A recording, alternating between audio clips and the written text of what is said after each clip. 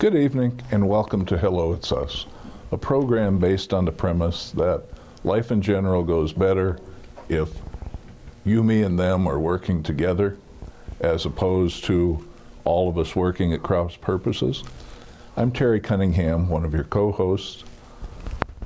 Hello It's Us is brought to you through collaborations between Access to Independence, Uptown, or the Extended Dream Foundation, Center for Disabilities and Development, and all the good folks here at Public Access Television who are shorthanded today, and so we have a couple folks from REM manning the cameras, thus any jerking or bouncing. Keith Ruff on the end, of course, is here as co-host as always. Tonight we're doing our second annual REM host home program, and we're happy to have some of the family mentors and participants in the program.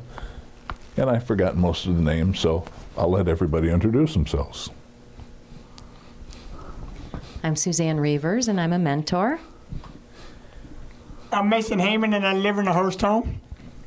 I'm Elizabeth, and I also live in a host home. I'm Tracy Nelson, and I'm a mentor also.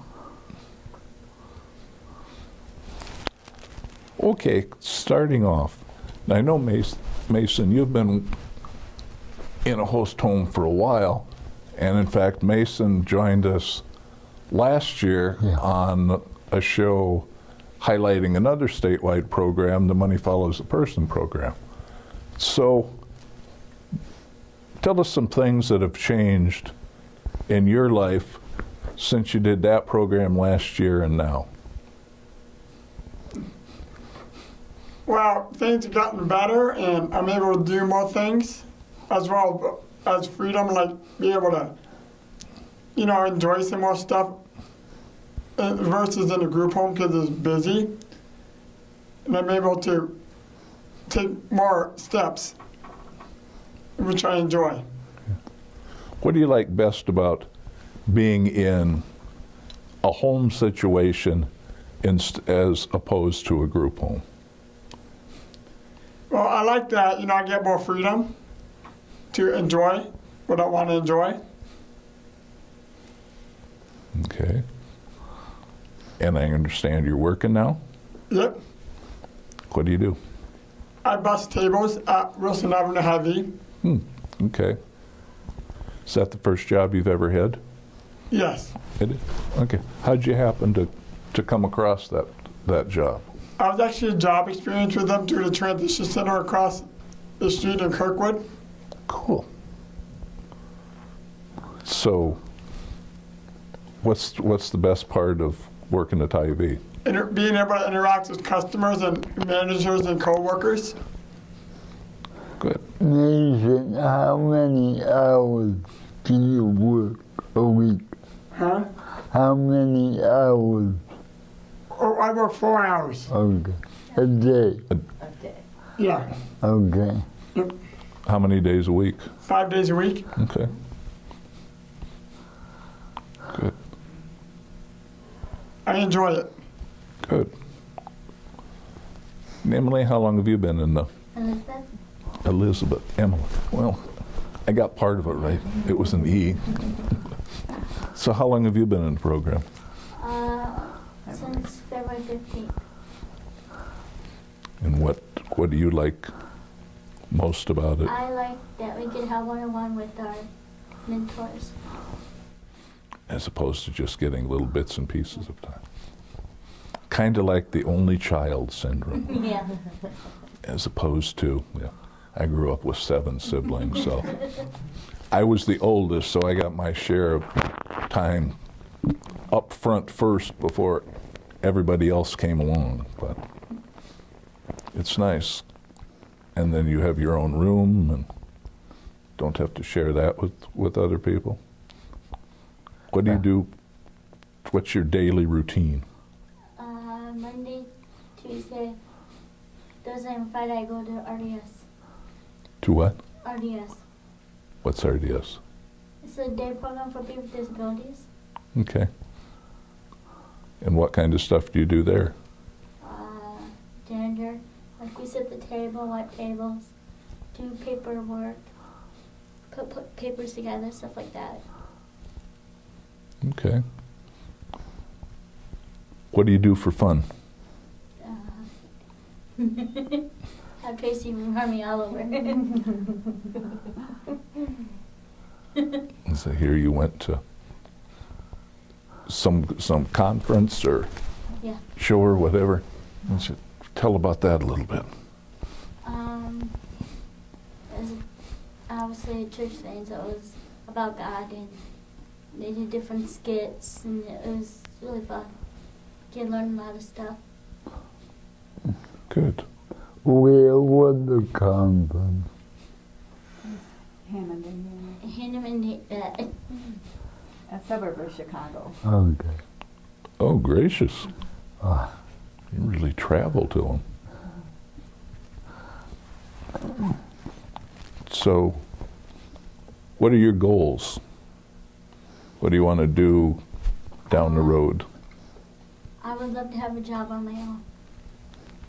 You have any idea what you'd like to do? Probably work with kids. In what kind of setting? Probably daycare. Okay. Well, it seems like places are always looking for help in that area. Maybe that'll be something that you will be able to do. Maybe. So, what else? Yeah, I work in Vinton. I volunteer at the theater in Vinton, and I'm the pop person. I didn't know they had a theater in Vinton. Yeah. How big's it? Not very. And is it one of the real old-time ones, or? Cool. Tell them the name of Palace. Palace Theaters. Pardon? Palace Theaters. Palace Theaters? It says one screen. That's good. You can only watch one at a time anyway, so never understood these 7, 8 ones. Get more people if they keep having to come back.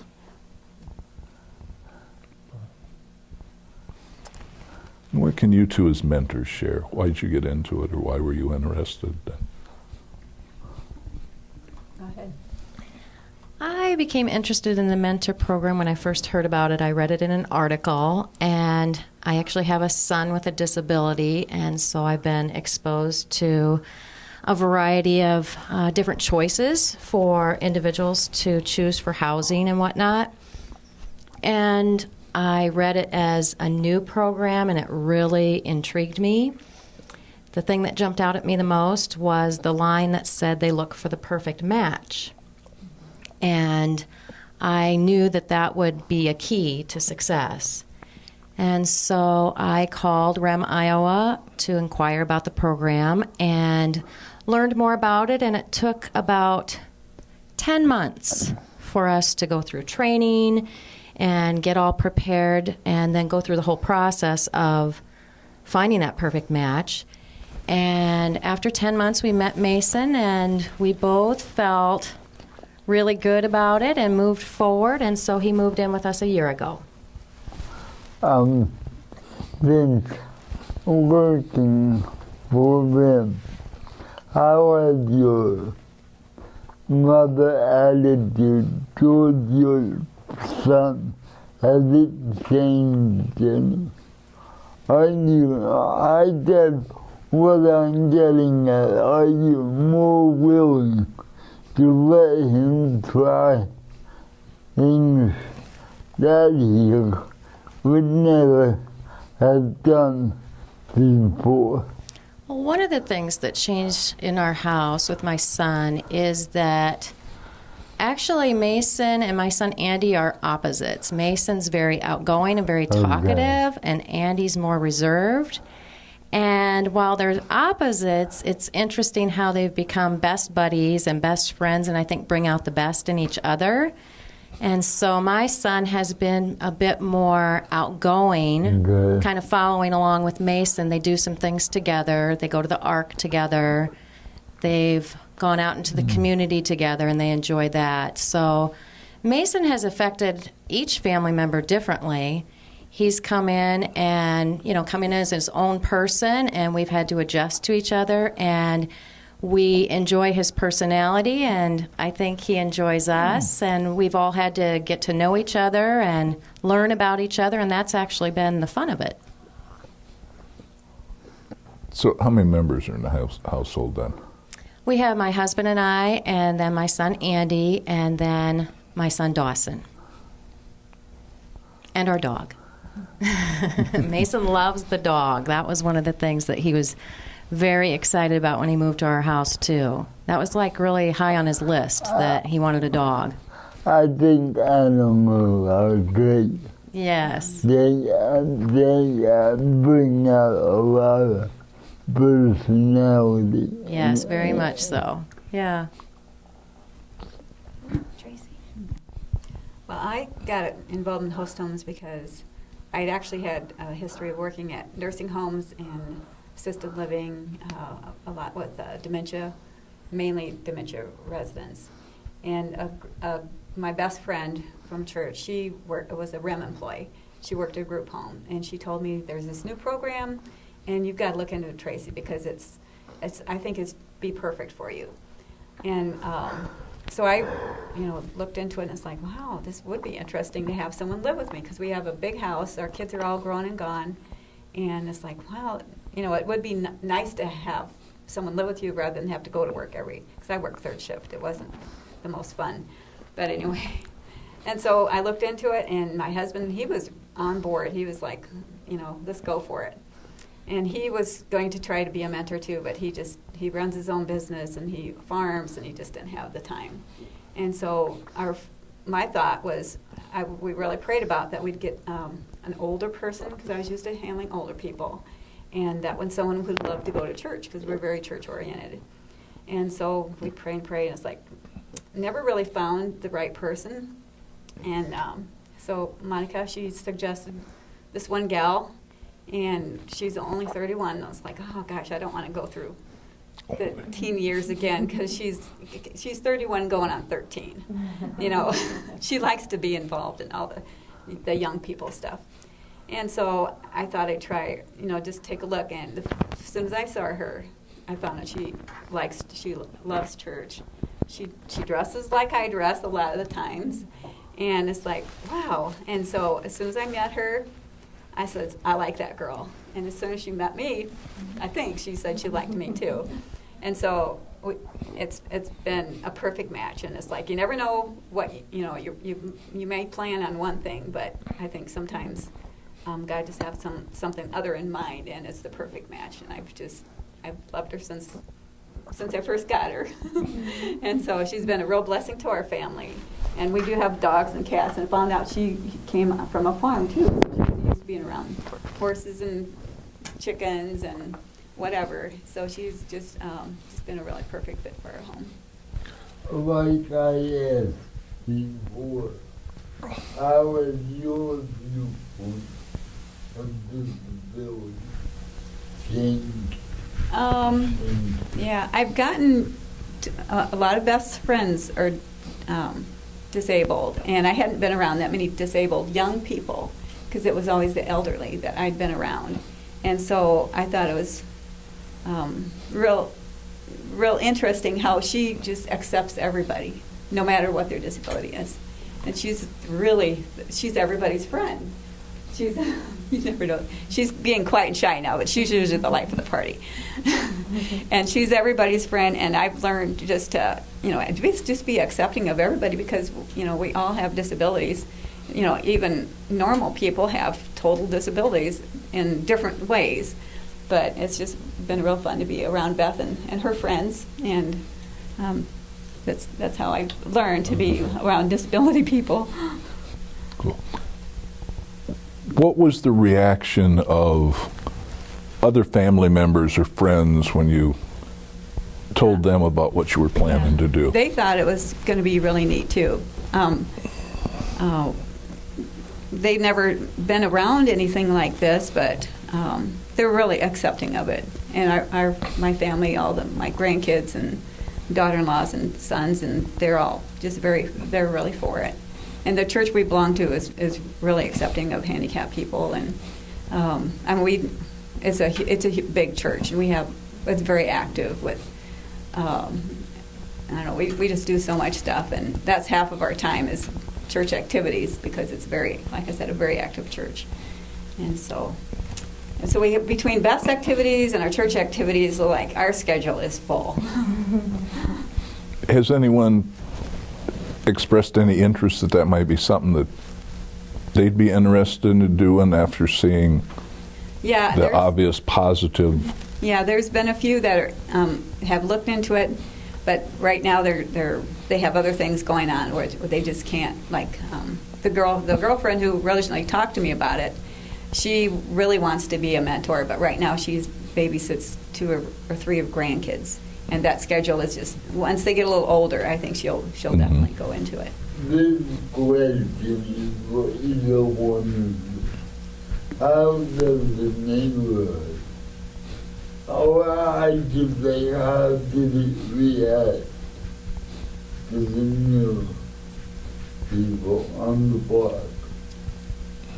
Well, we live on a farm out in the middle of way out, and so we walk like a quarter mile down to our mailbox and a quarter mile back, but otherwise, we don't have a lot of neighbors that get too involved. But we walk around, we visit our neighbors, and I don't know if they probably think Beth is just a friend or a relative or something. I don't know. They've never asked. How about your neighborhood? We live in a neighborhood with lots of people and kids, and I was really excited to see how our neighbors would respond, and it's been awesome. We have a lot of close friends and a lot of little kids in the neighborhood. And just to give you one example, we sat out by the fire pit a few weeks ago, and everyone gathered around, and Mason's out there, and they of course know him by now and enjoy him a lot and see him as someone who lives with us and really, in a sense, part of the family, part of the neighborhood. They see us walk up and down the street to his bus stop, and everyone says hi, and he's very friendly. He says hi to everyone, so people have been very accepting, which has been great. How did I'm sure you didn't put a sign up in the front yard, Mason's coming or whatever. How did you go about answering questions about, gee, I see you have somebody else there now, or did the kids take care of introductions, or, we have neighbors on each side of us. I had slowly told them that we would have someone moving in with us, and they were just very excited about that from the beginning and curious. And so I did give them a little bit of background on the host home program and that Mason would be moving in with us. And then it was really just like anyone moving into the neighborhood. They had some questions. We'd be out in the front yard. Mason answered a lot of their questions, and the kids would come around and kind of wonder who he was, and we would just explain that he's someone new that's living with us. And so it was really just like anyone moving in, I think, into any other neighborhood. And he was really accepted by all the kids. My son Dawson is 10, and so all the little 10-year-olds are in our neighborhood, and they just got to know Mason, and they were very accepting. They didn't seem to think twice about it, which was great. It sounds like the young children will be more accepting as adults as they grow older. Yeah, I agree. Like, these little kids are all growing up with knowing someone who's living just within their own neighborhood. And, yeah, I think it's great for them and educational for them to just see it as being just regular life, which is very different from when I grew up. Or when I grew up. Sure. Yeah. And I think kids get too little credit nowadays because they're a whole lot more aware than I was Yeah. at that. You know, I wouldn't have thought anything about it. You know, oh well, whatever. But you know, and Keith talk about, and I talk about this a lot, but how when we're out and about, little kids are fascinated with power chairs or the buses or my van with a lift, all this kind of stuff, and are just full of questions. You know, and kids ask questions because they're curious. They may not understand the answer you gave them. But the youngest of my stepchildren was a little over 2 at the time, and she and I were the only ones home, and she asked me why I didn't walk, why I had to use my chair, and I was in a manual chair then. And I said, well, because I broke my neck in an accident. And she walked around me about 3 times looking and looking and couldn't see anything. I said, no, it was inside that I broke it. Okay, and off she walked, and you know, half hour or so later, her mother got home and came in the back door, and she marched out to the kitchen, put her hands on her hips, and looked at me and said, he can't walk because he broke his neck inside, and spun around and walked off like, okay, there's no need for anybody to have any more concern about this. I've got it under control. And you know, little kids were, you know, are forever. You know, where can we get one of those? Where can you know? And we'll talk to you. And I've got 20 plus nieces, nephews, great nieces and nephews who, you know, this is the only way they've ever known me. You know, so they've always looked at my chairs as climbing activities, and you know, most of them figured out how to crawl up my chair and into my lap before they were ever walking. And, you know, it was just no big deal. But the problem comes when an adult, a parent, whatever, comes walking up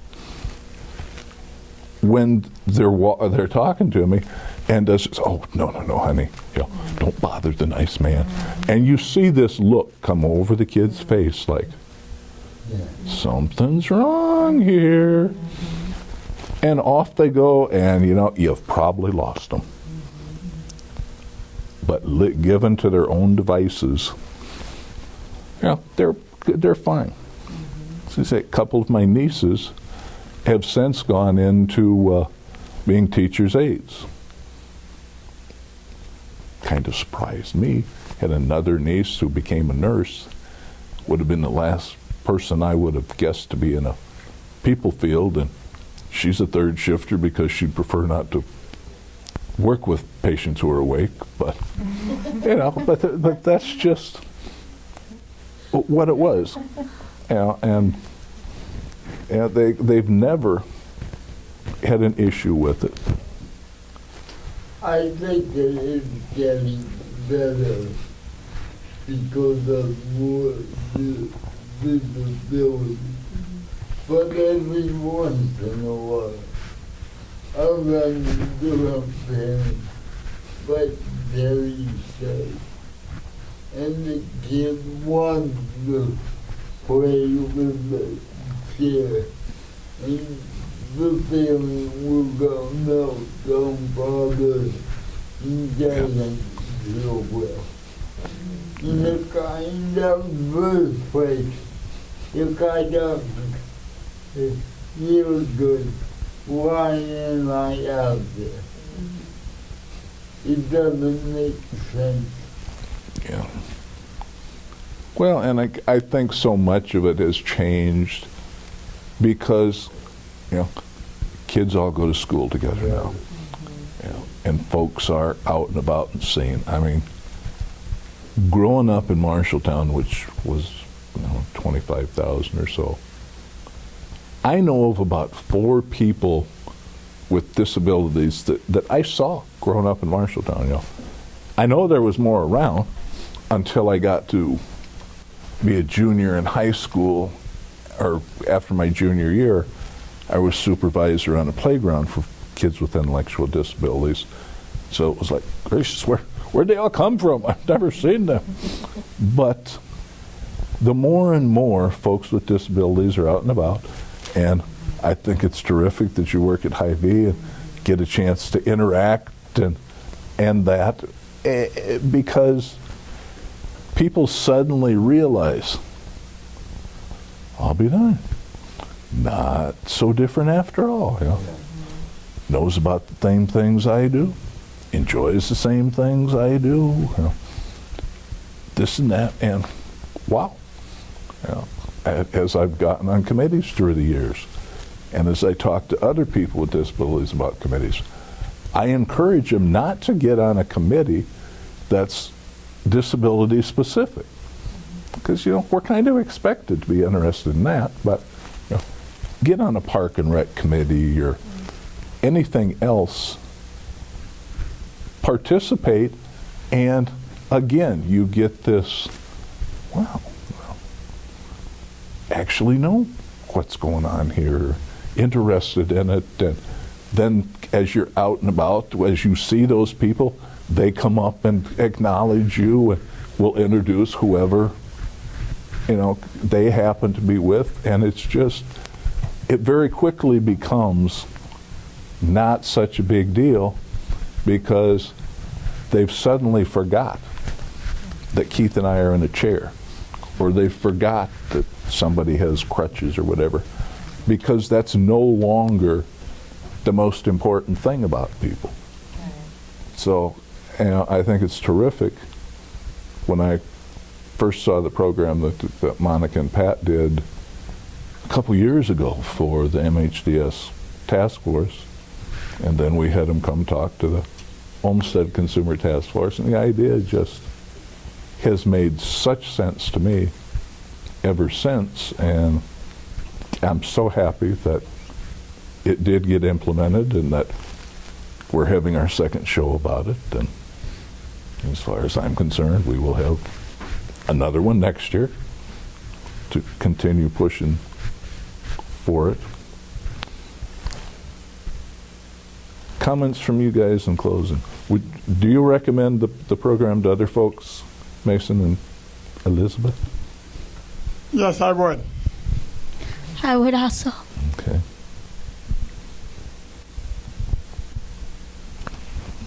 What else do we have to cover?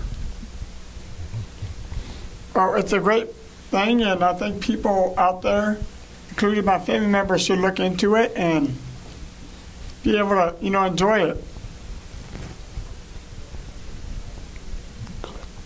I think that if there's other people who work in the business of, you know, healthcare, home care, this is just a really great opportunity to get someone to, it's, you know, just give you a new life with someone. It's a lot of fun. We have more fun than I've had in a long time, for years, since my kids have grown up and gone away. It's just gives brand new life to you, and it's like I just really enjoy Beth and all the other people in our group. We have meetings once a month, and it's just really fun to discuss some of the things that we all do and different activities we could get involved in, and I think we've really grown as a family. Our family has, and I think it's just a great opportunity people need to look into. If they don't want the old 8 to 5 grind, this is much more fun. Well, and I think that's a wonderful point to end on today. And coincidentally, we're almost out of time as well. Want to thank you guys for all coming and sharing your experiences with us. Thanks, Keith. Yes. Thanks, everybody at home. Thanks to our lovely camera persons here. Hope you join us again next week. Have a good week out there.